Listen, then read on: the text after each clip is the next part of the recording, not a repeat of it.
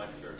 And I want to take a few minutes and thank the entities on campus who have been ongoing in their support for the center's events, beginning with the Office of the Provost, that's been very strong in material and emotional, psychological, spiritual support as well. English, I'm also very grateful to the Department of English, to Exile Studies, to the College of Arts and Sciences, to the College of Architecture and the Theater, to the Alumni Association, to Channel 2, WPVT, Public Television Milwaukee, which records all of our events and makes them available on the center website. So there is an archive for anyone who wants to relive the magic of any evening, or if for people who have missed an event, the quality is absolutely first rate. I can say that from experience, having tried to do it myself the first year that we had taught, and believe me, Sarah Ryan does a far better job than anything that I have attempted. In fact, my recording was so bad we can't use it. So if it weren't for Sarah, we'd be in a hell of a mess. I'm also very grateful to the English Graduate Student Association, and to Sigma Tau Delta, the English Undergraduate Association, the English Undergraduate Honor Society. There are two events that I want to mention in particular that are coming up, a number of center events, and if you are interested in receiving more information, there is a sign-up sheet for our mailing list, and I'd be very happy to have you on and to keep you updated. But there's a terrific speaker that is coming later on this week, Richard Carney from Boston College, who is going to talk about an atheism on Friday at 7 o'clock in the Grand Center Ballroom. I think it's going to be a very good night, and it's an opportunity to hear someone who can talk about theology in a postmodern world, a seemingly contradictory subject, but he's very good at bringing the two together. One reason to get on the mailing list is to be aware of events like this, an exhibition that is coming to the Coral Gables Museum in the fall entitled Beyond the Swastika and Jim Crow. It focuses on the experiences of German academics who came to the United States shortly before World War II, were fleeing Nazi Germany, and really only had a place to come because traditionally black colleges and universities opened their doors to them. Anti-Semitism was still rampant in American academia before World War II, and it was hard, unless you were Einstein, to find a place at Princeton or some other school like that. But black colleges were very welcoming, and they began a partnership of 3 or 4 decades that was very important to American education. The exhibit touches on that, and there'll be a number of presentations that will take place in relation to the exhibit planned by Professor Milbauer and Professor Sutton of the English Department in conjunction with the center. And we're very excited about it, so if you sign up on the mailing list, I'll be sure that you get plenty of information about that. That's all the commercial announcements I have. If I can now ask Professor Gerson to come up to the front of the room and introduce our speaker for tonight. Happy to do so. Thank you. You also already gave an answer to a question I've always wondered about. The Institute for Advanced Study in Princeton was created by a department store, although in New Jersey, and accepted a lot of the Jewish scientists in the 30s. Now that Einstein was the letter of reference that he needed. I always wondered, what about the Jewish academics that weren't scientists? Now you've given me an answer of where they may have gone, actually. And I'm trying to remember the name of the department store chain in New Jersey that was the source of the funding for the Institute. But it was a department store chain, and I don't know if that exists any longer. But getting to the topic, I'm very happy to be here this evening for a variety of reasons. One of the reasons is the Center for the Humanities is what makes universities special. So this whole program is absolutely wonderful. It's an important aspect of the university. I'm also happy to be here because I'm going to be introducing my friend and colleague, Professor James Webb from the physics department, and he's going to be speaking this evening about his passion for astronomy. And I want to parse that title of the presentation, or the one that I just paraphrased, to two aspects. One is astronomy. Everybody loves astronomy. You certainly did when you were children, and it's still in you whether you realize it or not. But everybody loves astronomy. But the other aspect is his passion. And here's something that is getting to be rarer and rarer amongst people in modern day society. And I don't know why, perhaps a topic for discussion in the future. But you think about yourselves and you might say, do I really have a passion about something? And I don't mean ice cream sundaes. That's I mean, do I have an intellectual passion, or a passion about something that's intellectual, cultural, but something that I really want to spend a lot of effort working on, that I'm willing to spend a lot of effort working on? Because it certainly makes your life richer if you have a passion. Professor Webb has 3 passions that I know of. I believe, only be talking about his passion in astronomy tonight, but that'll be up to him. If you want to get something accomplished, you need to be willing to put in the hard work. You need to have a certain level of passion. The greater the task, the greater the amount of passion that you need. If you have a jigsaw puzzle with a small number of pieces, you only need a little bit of passion to get it done. But if you're trying to accomplish the task of a jigsaw puzzle that has lots of pieces, you need a lot greater passion in order to have the perseverance to stick with it. Well, Jim Webb's passion for astronomy has got literally a concrete representation. Literally a concrete representation on the campus. And it required a tremendous amount of passion and perseverance. And I'm talking about the Stockard Astro Science Center.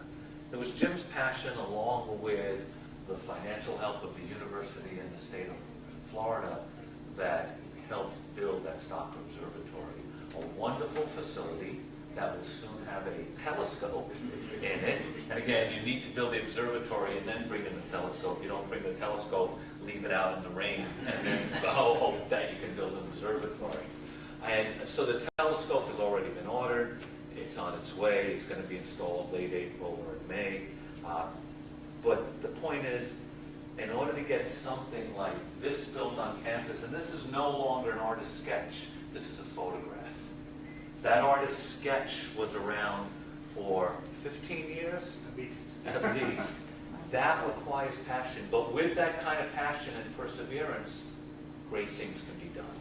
So now I'm going to turn the floor over to Professor Webb to talk about his passion for astronomy.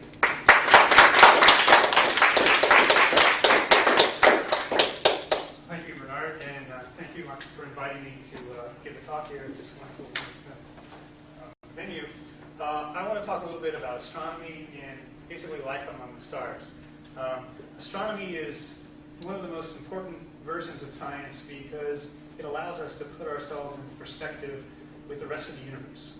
I mean, we're so used to thinking things are so important, like the traffic in Miami, or they're doing construction on Miami Trail. That's a very, very small, insignificant part of the universe compared to what we see when we look out. And facilities like the Stockard Astro Science Center that Dr. Gersman mentioned helps us teach students about the rest of the universe, everything else that's out there. So I want to talk a little bit about life among the stars. Can we turn some of these slides down a little bit so the slides can show up a little better? So we live, this is our home in the cosmos. We live in a little planet, quite a sleepy little planetary system at the edge of the Milky Way galaxy. Originally, of course, human beings thought that we were the center of the universe and that everything revolved around us. Astronomical discoveries put us further and further and further out of that principal point until now we're just around some anonymous center of the galaxy. We're not even the center of the galaxy, not the center of the solar system. The Earth happens to be in the middle of a very particular distance away from the sun called the habitable zone. We'll talk a little more about that later, but that's very important to know that the Earth happens to lie in that zone because that's the zone which a planet can support life. If the planet is not in a habitable zone, we could not exist on the planet. Every life form, and this is came from Carl Sagan in the 1970s. How appropriate I'm giving this talk because the new Cosmic series is coming out on television. I think next weekend. Neil deGrasse Tyson is taking Carl Sagan's place. I think he'll do an excellent job. But this is Carl Sagan's every form, every life form, every person living and dead, every king, every conqueror, everybody who's conquered has lived in this little planet. Just one little pale blue dot. You might wonder, and astronomers wondered for a long time, is the solar system special? Are there other planets around other stars?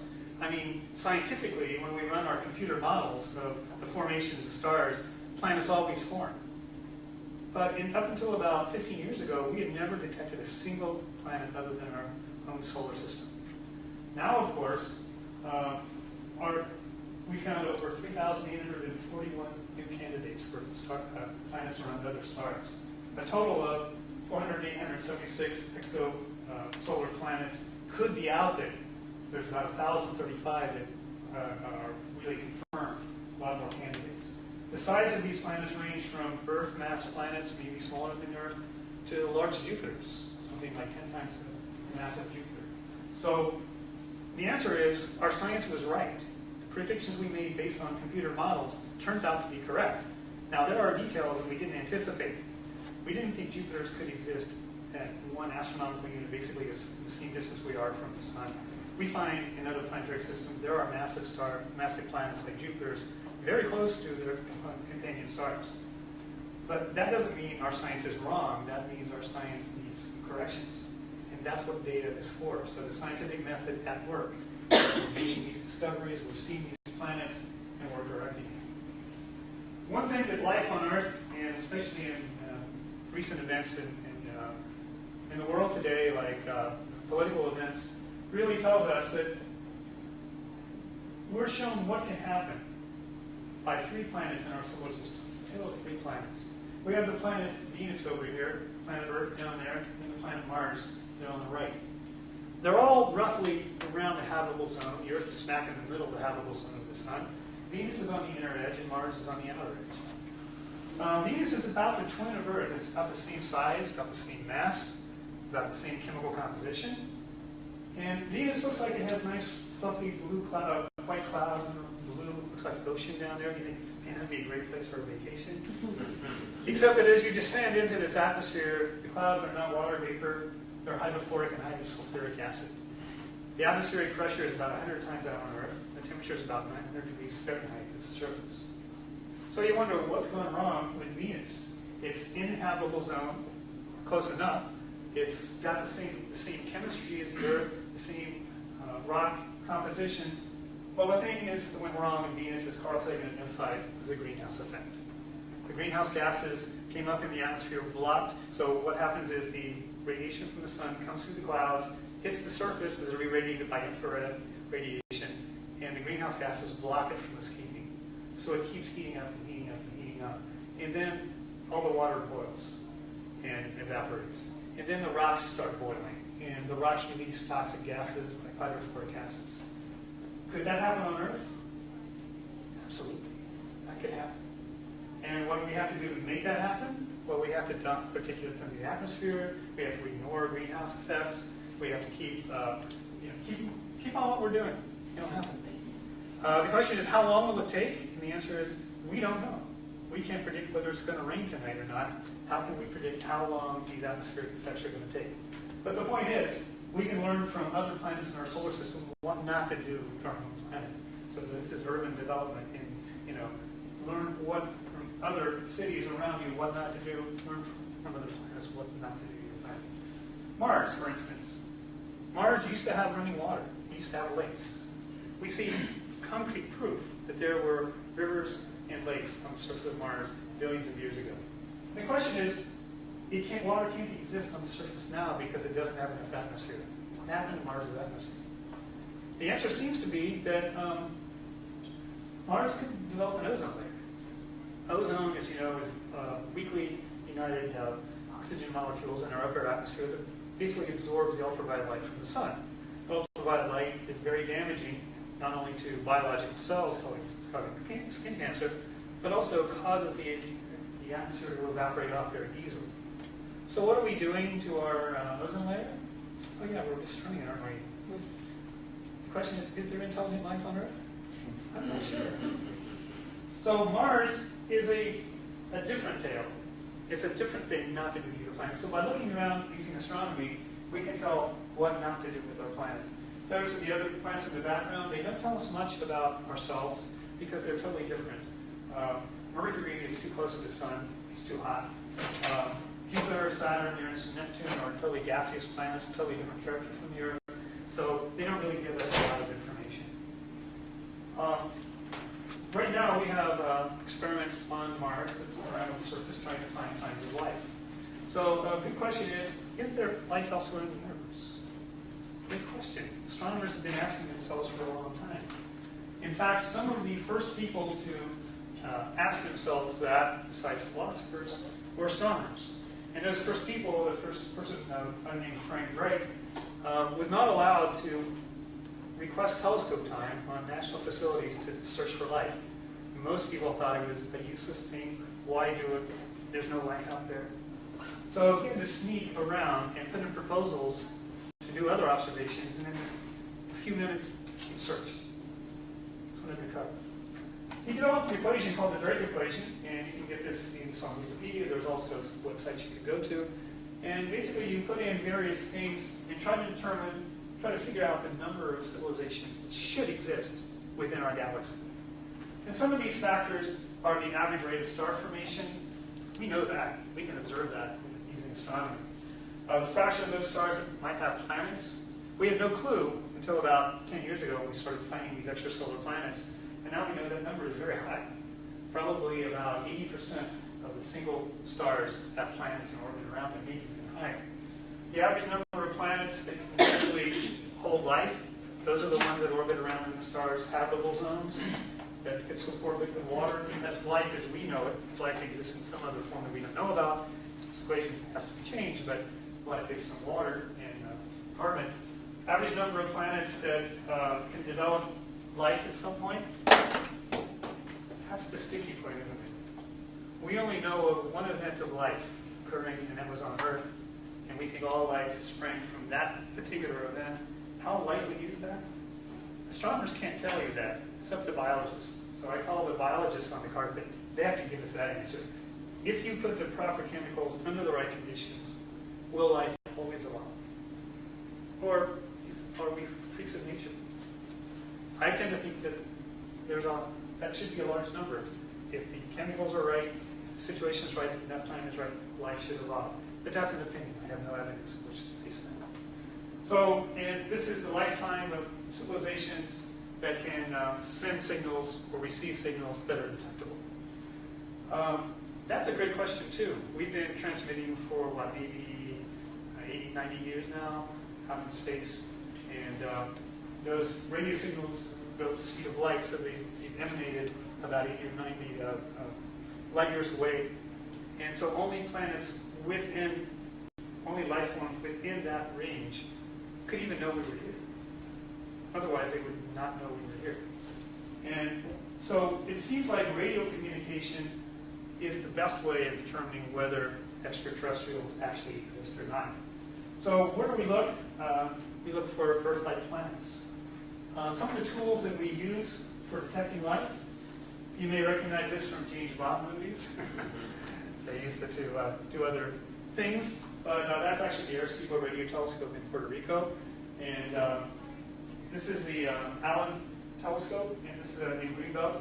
And these telescopes are used to look for radio signals from alien civilizations, as we'll say, alien civilizations. You might say, well, the radio spectrum is big. How do we know where they're going to be transmitted? how do we know that these signals do arrive from an alien civilization?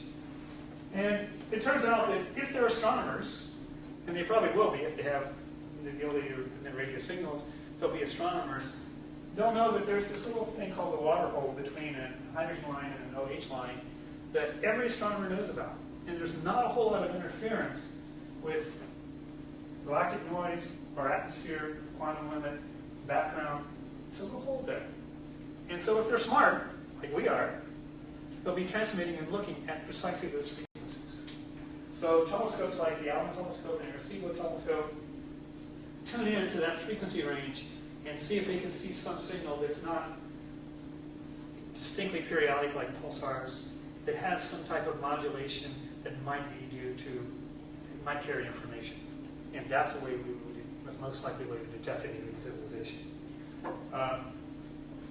This telescope was used back in the 70s. Anybody remember that? Probably none of the students, but to actually send out a signal. Carl Sagan used it to send out a signal to whoever heard it, gave us our location of Earth, planet Earth, in relation to pulsars, these pulsating, rotating neutron stars. So an alien civilization could see our exact position. It gave, basically encoded into the signal was our DNA strands, all sorts of information about us. And that made a lot of people upset because they think, the aliens are going to know how to kill us, right? They're going to know that we're good food. So, but he sent the signal out, and to date, no one has ever said that they've received a signal that seems to be from extraterrestrial intelligence. There's also the common UFO thing, part of that alien visitors. You hear all these reports of UFOs. I had my own UFO encounter. I'll tell you very briefly. I was actually, before I went to college, I was working in an automotive factory. And I used to read all sorts of books. I didn't know I could go to college, so I read all sorts of books. I read about UFOs, I read about astronomy, I read about physics.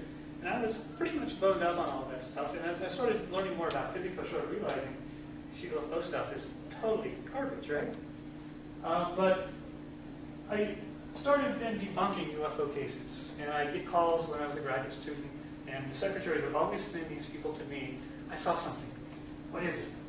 You can always figure out it's either Venus, or it's an airplane, or it's a weather balloon, or something. There's always a good explanation. These people are totally convinced.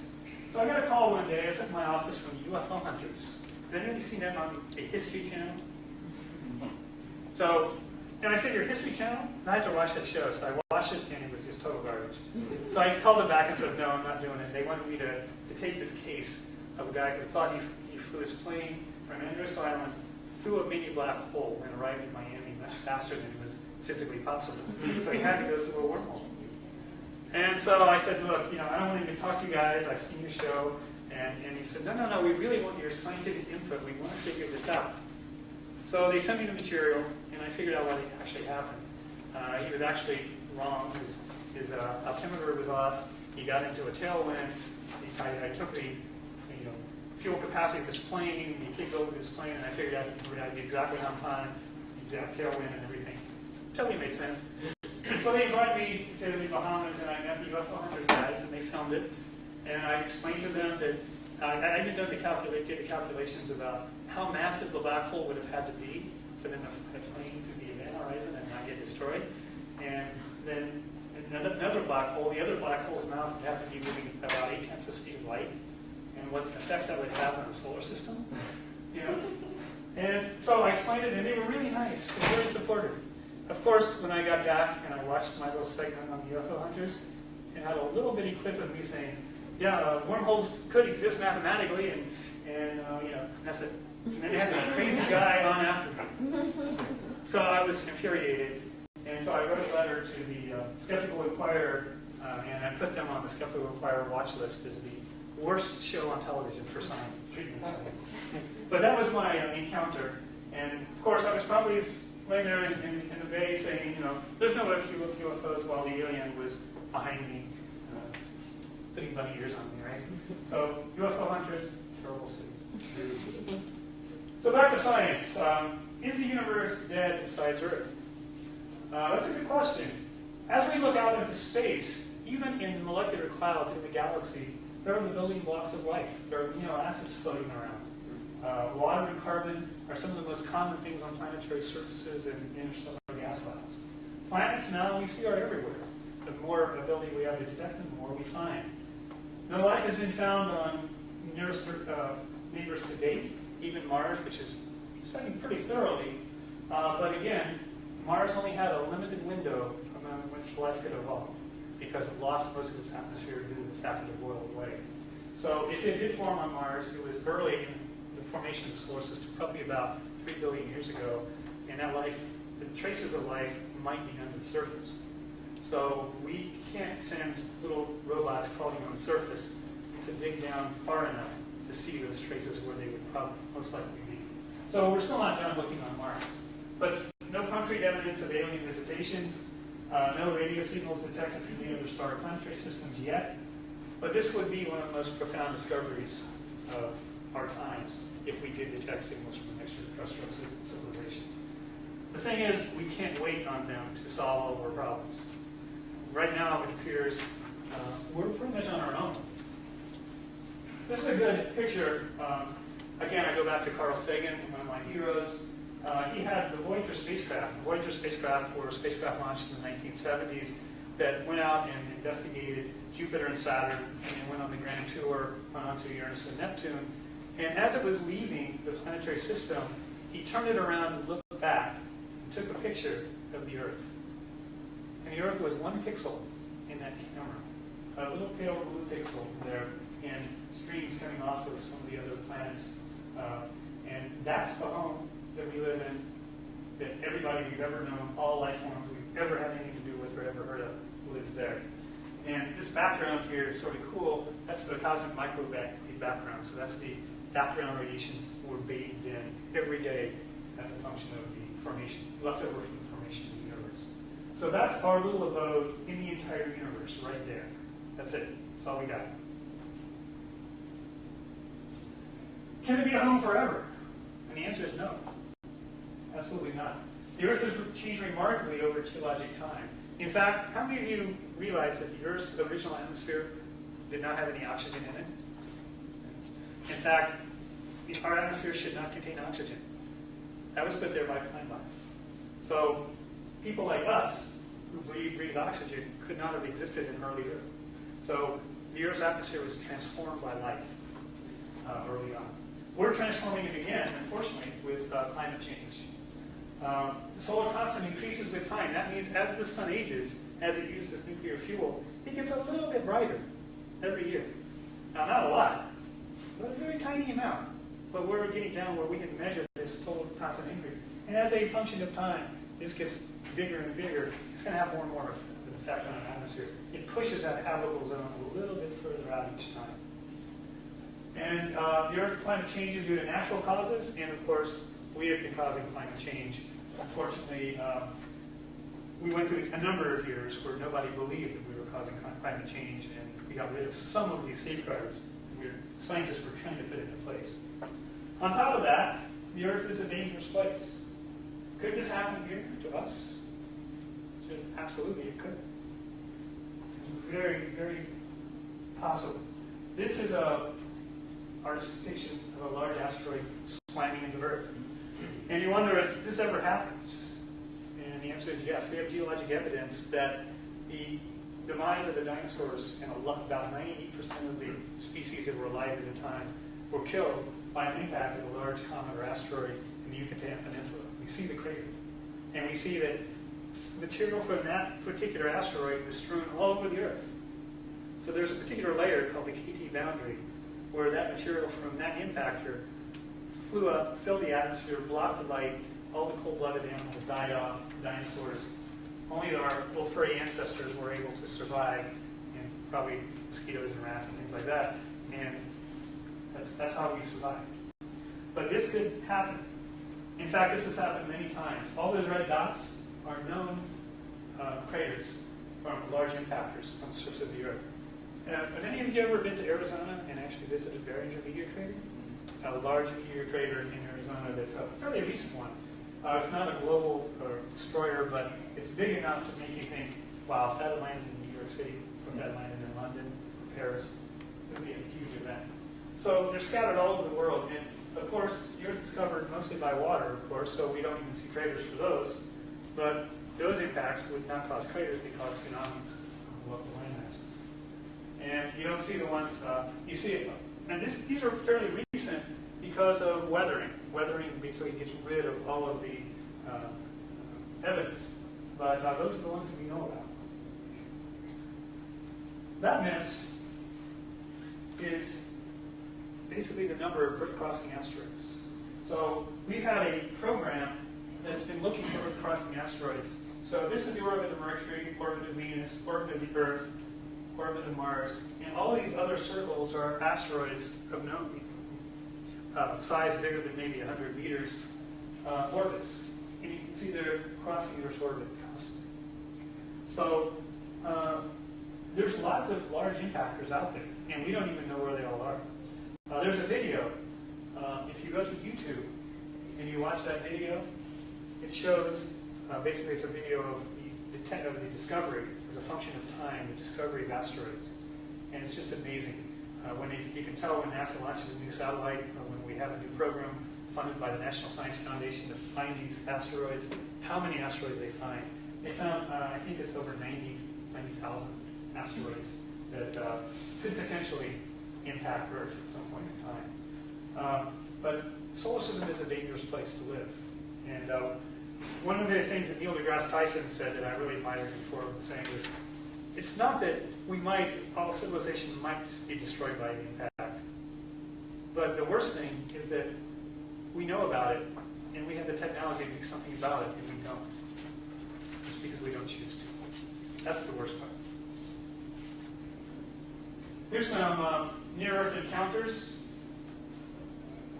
Some dates since 1914 up to 2012. And just look at the approximate size. It's 500 meters. There's a kilometer, 5,000, 5 kilometers, 5.4 thousand meters. And basically, some of them came in very, very close, hundreds of thousands of miles away, kilometers away from the Earth. And we know that recently we had a couple of events. The asteroid DA14 came between, basically skirted the solar system in 2013, and then an exploding meteor in Russia that injured about 200 people, knocked out windows all over the place. And the worst thing is that we only have the same amount of people looking for these Earth-crossing asteroids that operate a McDonald's store. That's how many people are doing this. And the amount of money that sinks into this is very small compared to the amount of money that's sunk into a lot of other things. So we have a very small amount of people trying to save the Earth from these impacting asteroids. And it seems such a ridiculous thing. What really concerns me, though, more than that, is that, I see my students in introductory classes, I see my nephews and nieces and great-nephews and nieces. They're always with their heads down. They're concerned about their iPads or their mini phones or something like that. They're never really looking up. And while they're looking down, making that next text message, there could be something crashing in, destroying the entire Earth. It's just amazing to me that we don't take this threat seriously. Are there other Earths? I've already told you we found lots of other planets ranging in sizes from Earth size. Are there other Earths in habitable zones? And here's just an example of some that I found that are in habitable zones of their parent planets. Some of the stars are smaller, so they have to be closer in. Some of the stars are larger. Tau Ceti is one of the closest ones. And it's got a planet there's the size of the Earth in relation, larger than the Earth. But it could conceivably have all the characteristics of a life-bearing planet. So those are the places we would want to look if we were interested in finding them. The question is, are any of them habitable or inhabited right now? We don't know the answer to that yet. Again, the habitable zone is a small area, and the Earth is right in the middle of the Sun's habitable zone. Venus is a little too close, Mars is a little too far away, but they're very close to the edges. The other question is, how do we get there? Even if we could find that there's another asteroid coming in and hit the Earth, we want to send a mission to one of these other stars, how do we get there? Because we're not really doing anything about it. I don't know how many of you, I know a few of you were at the TED Talk. I took that TED Talk very seriously because it was a message that I wanted to get out. It looks like we as a civilization, at least in the United States, are at a crossroads. NSF funding is way down. We've basically disseminated NASA. I mean, I'm very familiar with Goddard Space Flight Center. I worked there for a year. I have lots of friends there, Kennedy Space Center. And we've basically lost about 3/4 of the jobs at Kennedy Space Center they were just kicked out.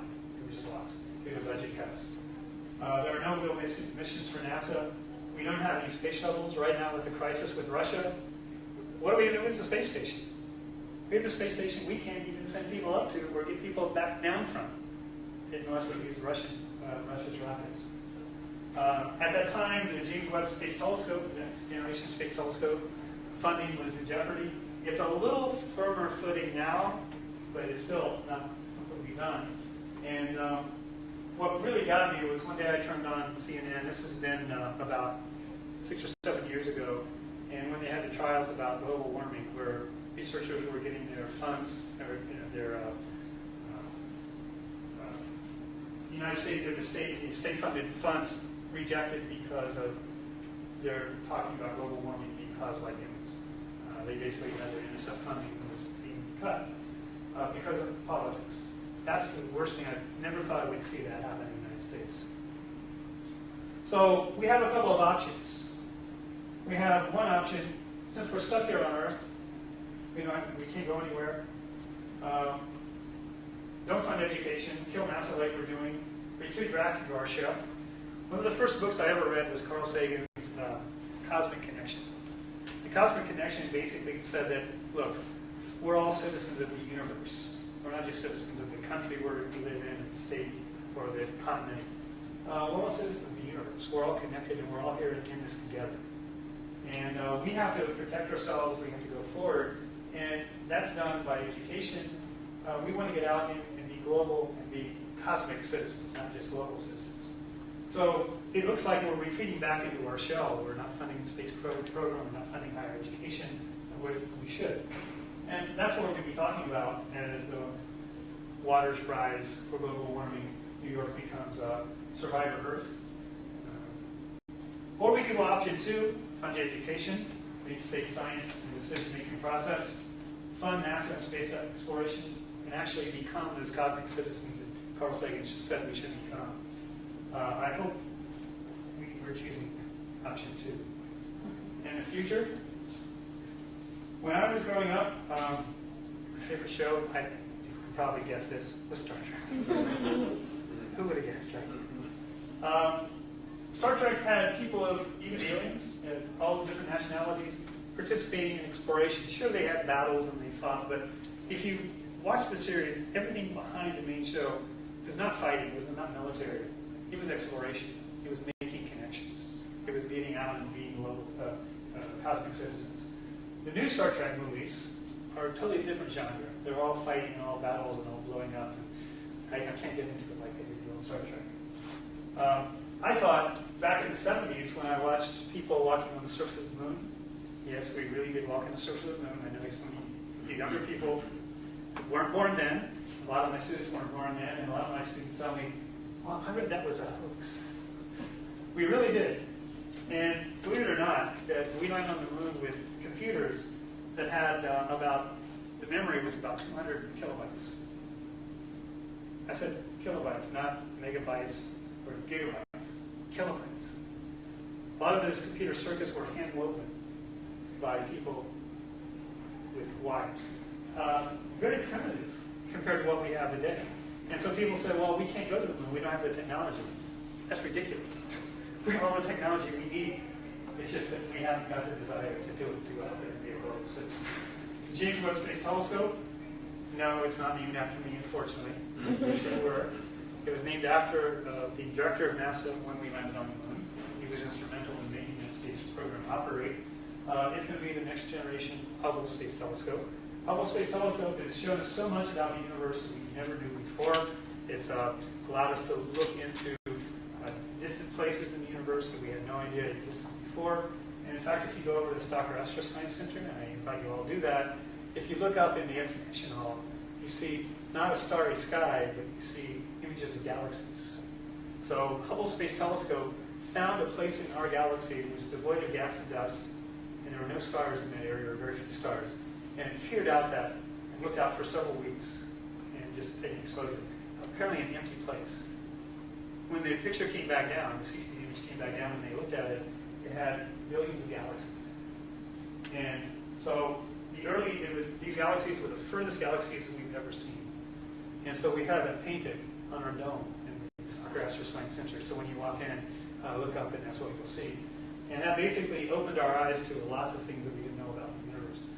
The the James Webb Space Telescope is going to be even more powerful than Hubble and allow us to look not only further out into space, but further back into time, very close to the origin of the Big Bang. And it's going to allow us to peer into dust clouds and see planets in the process of formation and stars in the process of formation that we've never seen before. So it's going to be very spectacular. And again, funding was very doubtful for a while because of mainly politics. So that's going to be something. So success, this is what I envision of success. We have spacecraft that are able to study the universe the way we should. We have people out there going to planets like Mars, going out into space. One of our students, our astronomy students, I'm happy to say, our physics majors, Patrick Ford, you've probably seen him in the paper or his name. He's on the Mars One thing, and he's made the final cut for astronauts who might go to Mars. So they're going to do a couple more cuts, but he's made a good cut. They started out as, I think, 100,000 people, and they're down to maybe 600, and he's still in the running. And this is what they're going to be doing, hopefully, sometime in the near future.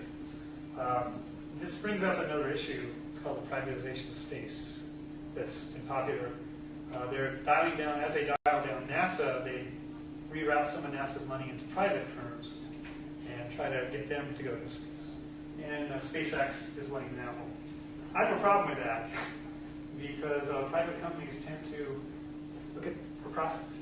And that seems to be a bad thing when you're talking about doing something for humanity, regardless of nationality, regardless of profit. And our failure results in this type of scenario. We don't deal with global warming the way we should be, the way we could be dealing with it. We don't deal with the threats. And who knows, it could be one of these science fiction movies that you see in movie theaters. So who knows what the future will hold, but education is the way to go. I'm really hoping this new Cosmos series with Neil deGrasse Tyson is going to do for this upcoming generation what Carl Sagan did for our generation. And hoping that's the case. So that's all I really want to talk about. I'm happy to answer any questions. And before I do stop, I want to invite you all to our next Star Party, which is Friday night, this coming Friday.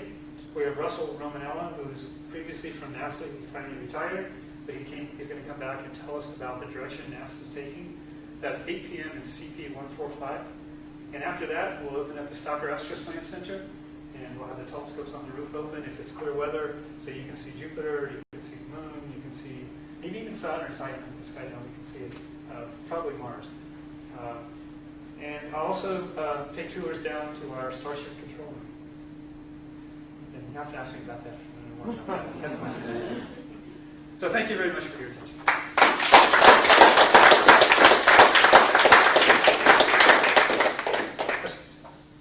I have two questions. Sure.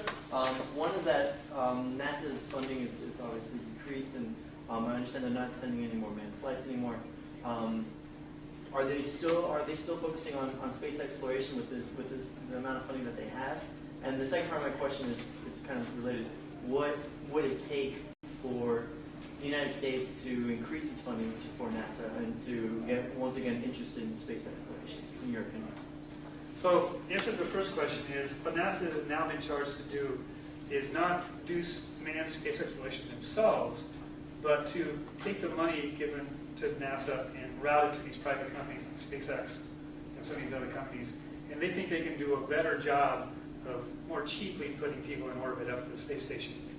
But there are only private plans. NASA has no plans right now, concrete plans, to explore Mars, to go back to the moon, to do things like that.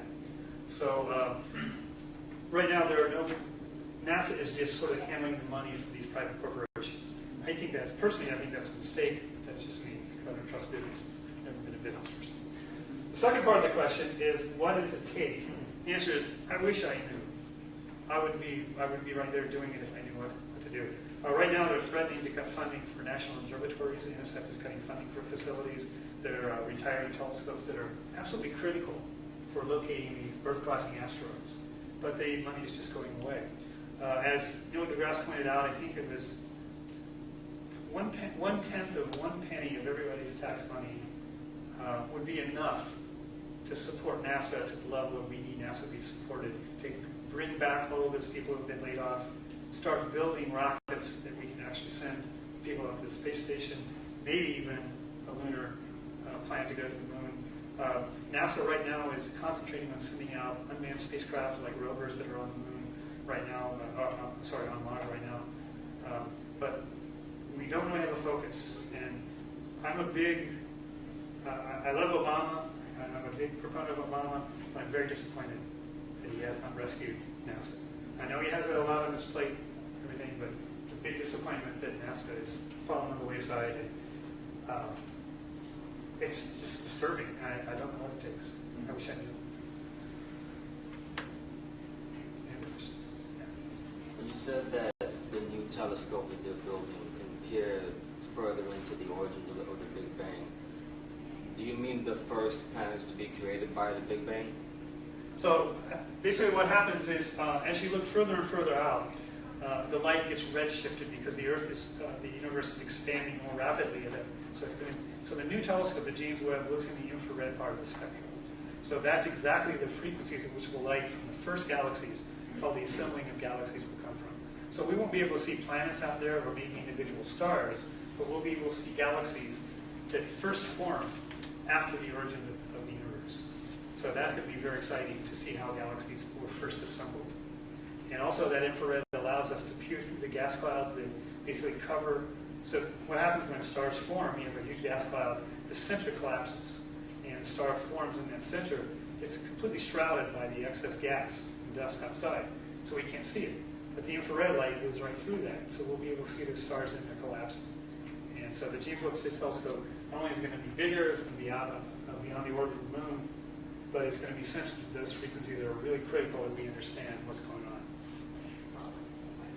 So it's going to be pretty cool. Plus, it has my name. So I teach in religious studies, and it seems to me that part of the problem, and I teach religion and science and religion and nature stuff, and part of it is that our extant sort of meaning-making practices are, thousands of years outdated in terms of what we know about the universe, right? And so again, it helps us to think very small.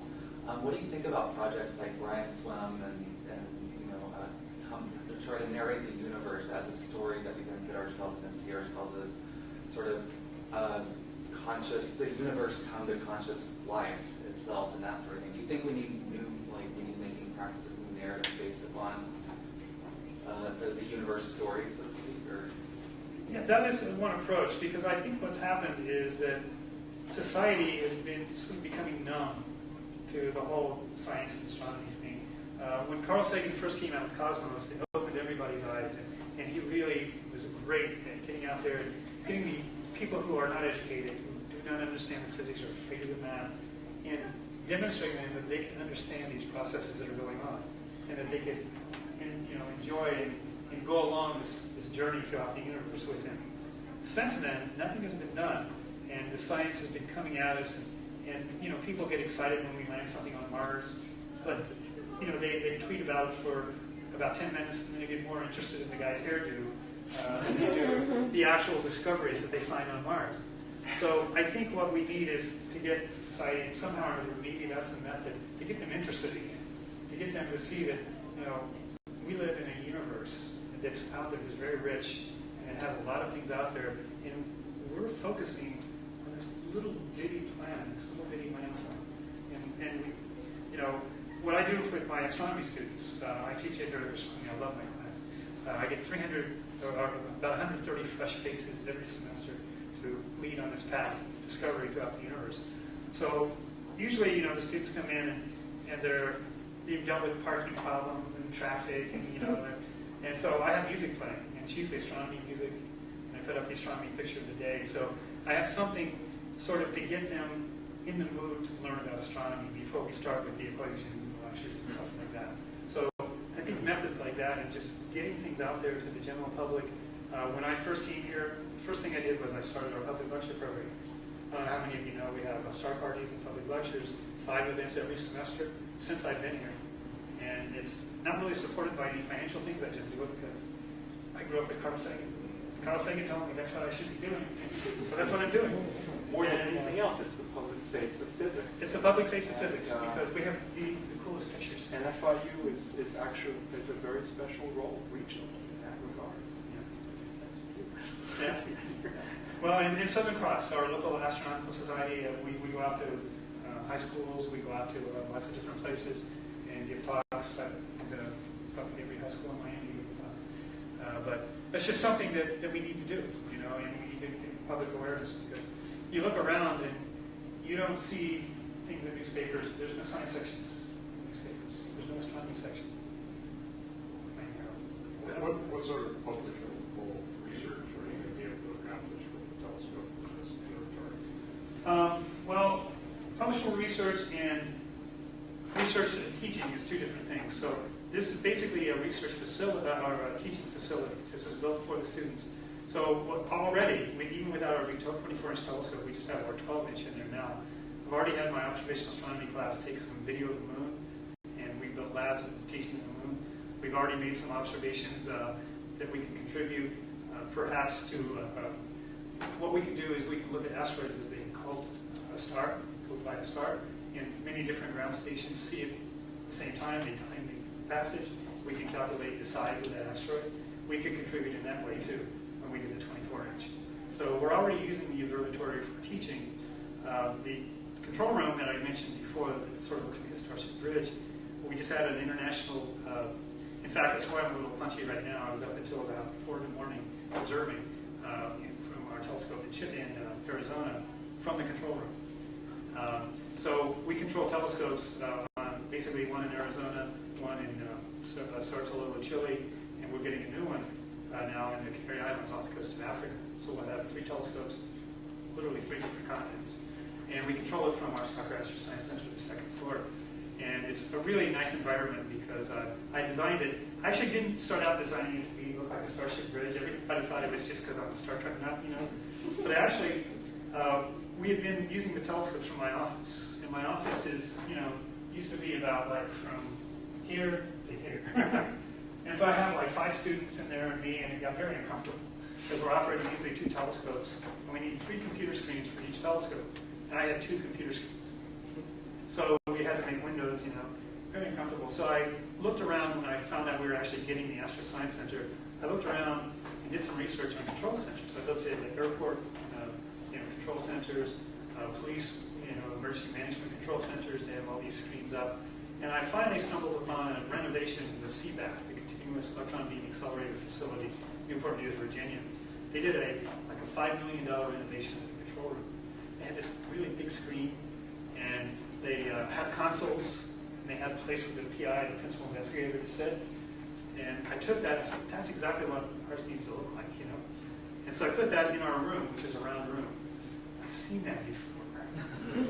That looks exactly like the bridge of the USS Enterprise. So why don't we run with that? Why don't we make it look even more like that? And it turns out that we've used it to observe 3 nights now. And it's beautiful. It's wonderful. I've had students in and out.